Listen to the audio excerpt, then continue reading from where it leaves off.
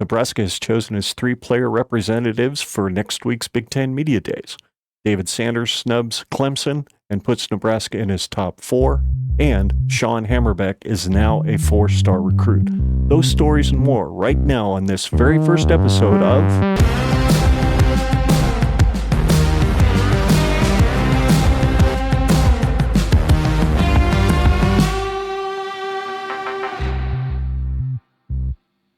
Welcome to GenRedPod Studio. My name's Ken McCone, and this is Looking Beyond the News, a video series where we look for deeper meaning behind news surrounding the Nebraska Cornhusker football team.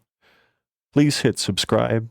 Make sure you ring that bell so you don't miss any of this future content and any episodes of our podcast, which is called Generation Red. And if you would do us a big favor, leave us a like and a comment on this video because it helps the channel get in front of more Husker fans, and that's a good thing. Plus, stay tuned till the very end for my latest favorite dad joke. And our first story tonight, Big Ten Media Days, begins next Tuesday, July 23rd in Indianapolis and concludes on Thursday, July 25th. 6 teams will be featured each and every day, with Nebraska getting its chance to make their impression on Wednesday before they head back to Lincoln to kick off fall camp for year 2 of the Matt Rhule era. 3 players selected by Rhule to represent the Huskers are defensive lineman Ty Robinson, defensive back Isaac Gifford, and center Ben Scott. I think it's obvious why these 3 guys were chosen. Number 1, all 3 of them are seniors. They're playing their very last year as a Cornhusker. They're vocal leaders in the locker room, and with Rhule's philosophy of earning everything that they get, I have no doubt these guys earn their way to Indianapolis and will represent the Cornhuskers with class and with the quiet confidence. The exclusion of offensive tackle Bryce Benhart is at worst a curiosity for me, because I fully understand the selection of Ben Scott for reasons I'll talk about in a minute. You know, if Nebraska happens to make an improbable run back to Indianapolis to play in a conference title game, these 3 guys will be a big reason why. So let's look a little bit deeper into them. First of all, you have Ben Scott. He's going to be solely responsible for making all of the offensive line calls against a bunch of different Big Ten defenses, including a couple of new ones from that newly unpacked conference out west. See what I did there? Charged with calling out protections and pre-snap alignments, with a likely true freshman quarterback starting behind him, means that a lot of Nebraska's offensive success will rest on his very experienced shoulders. The Big Ten is in the line of scrimmage league, so as the offensive line goes, so goes this offense. Let's move on to Gifford. He led the Black Shirts last year with 86 tackles, and I don't think he's interested in giving up that championship belt. Do you? And I don't think he's giving up that single-digit jersey anytime either. I look for him to go crazy in 2024. With the return of Deshaun Singleton, he won't have to play as many snaps, so he'll be a lot fresher and a lot faster. Second year in the defense. So I expect him to knock down a lot more passes and run running backs over like they're standing still. Do y'all remember when opposing offensive players were quoted anonymously saying that they were really glad when JoJo Domann had exhausted all of his eligibility? I'm willing to bet a week's pay, trust me, it's not much, that they'll feel the same way about Gifford come the end of November. And finally, let's talk about Ty. Robinson is one royally pissed off defensive lineman who's looking to absolutely nuke people after 2023 left a really bad taste in his mouth. Both he and Nash Hutmacher were a half step away from making numerous game-changing and season-changing plays, to be honest, in key moments last season. Had they made those plays, they very well could have had the Huskers in a bowl game. So, because that 5-7 record didn't sit well with Robinson, because he knew he was this close to really helping his team, he declined to enter the NFL draft and returned to play one more year. My guess is he's going to channel that anger, that need for revenge, into the ability to make up that half step in 2024. But after all of that, after talking about all of that, there's one important question that these guys will need to answer. and it can only be answered at Big Ten Media Days, and I don't believe anybody in the media is going to ask it. So I will. And that question is this: who's going to have the best looking suit on? Why don't you sound off in the comments below and tell me who you think will have the best looking suit?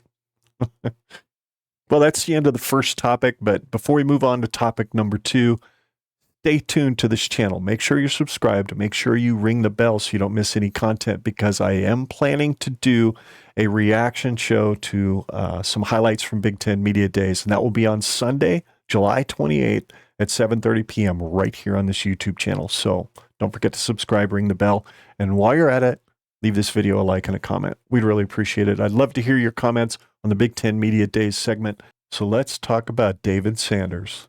He's the #1 offensive line recruit in the 2025 recruiting class, and he's thinking about, from what I understand, making some visits to his top 4 school choices before he makes his commitment on August 17th. One of those top 4 schools is Nebraska, as we all know. Now, I've seen some scuttlebutt chatter out there on social media that some people are thinking he's just farming engagement. He wants likes, he wants follows, he wants a crazed Husker fan base to follow him and stroke his ego. Fine, you can think that.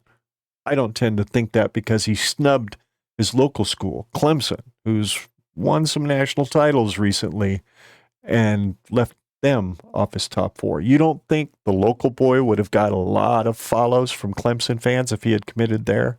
He would have gotten plenty of engagement. So to me, this is a positive.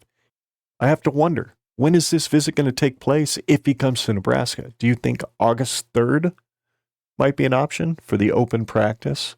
Which, by the way, you can go to Huskers.com, and for $25 a ticket, you can sit there and attend that open practice that night of August 3rd. Anyway, back to Sanders. Playing alongside Dylan Raiola has to be a factor in this, don't you think? I mean, Dylan's as good at peer recruiting as anybody. And who wouldn't want to play with the top quarterback recruit from the 2024 class? So even if he commits to one of the other 3 schools, I think Nebraska could still land him.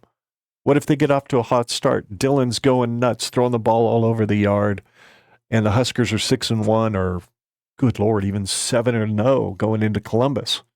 Kind of like our chances to flip them, don't you? And after all, we got Dylan to flip. In 2023, that wasn't exactly a hot start, was it? I've got a question for you, something I could love to have you answer in the comments down below. Aren't you glad that Rhule and Donovan Raiola, aren't shy about going after top talent?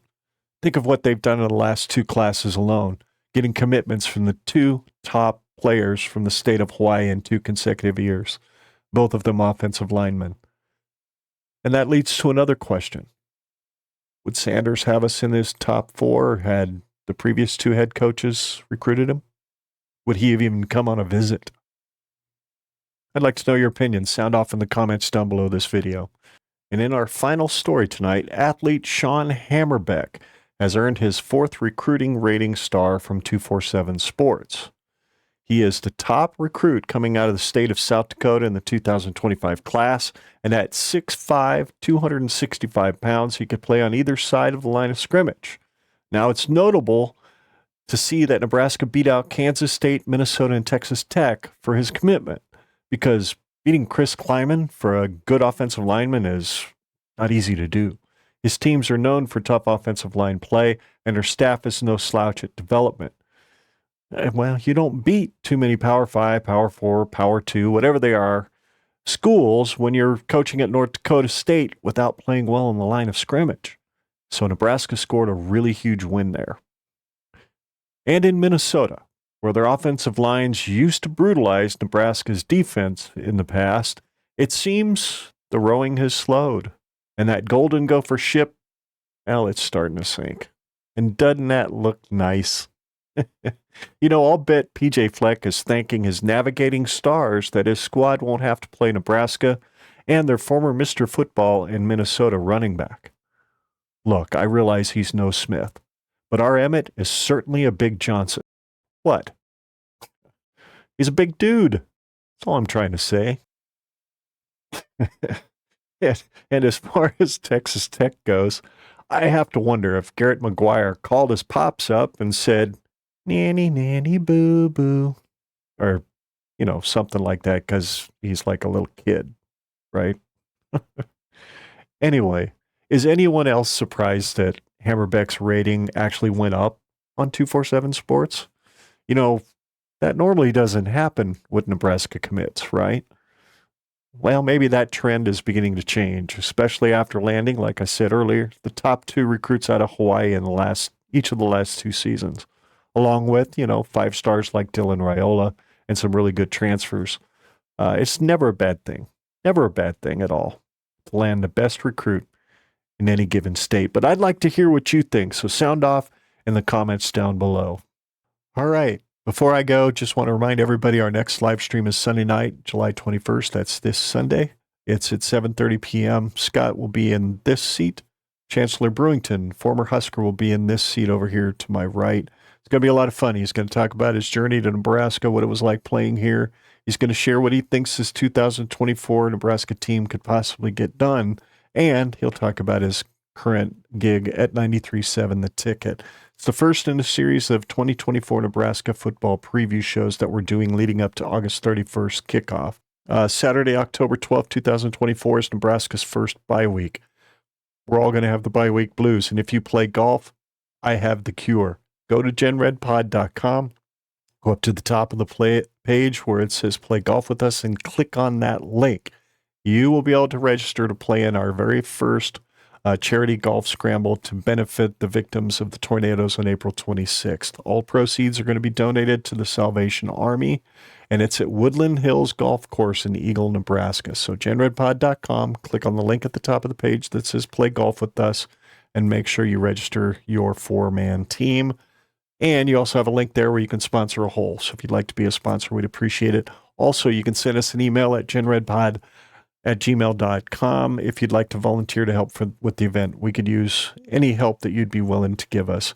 Also, if you have any memorabilia that you would like to donate to the cause that we can auction off at the event to help raise more funds, you can send us that info at genredpod@gmail.com, and we'll try to connect with you and get that done. We'd really appreciate it. If you'd like to follow the show on social media, we're on Twitter, Facebook, and YouTube at GenRedPod. Also, if you prefer your podcasts in audio form, all of our live streams on this channel are put in podcast form and released the Monday morning after the show. So go to your favorite podcast app, search for Generation Red, and subscribe. And then while you're there, take a couple minutes, just leave us a 5-star rating and a review. It helps other folks find the audio podcast as well. So there you go. That's the follow info. We really appreciate you listening and watching. I promised you a dad joke, didn't I? So here it is. I can't help myself. I love these things. So, my friend writes and sings songs about sewing machines.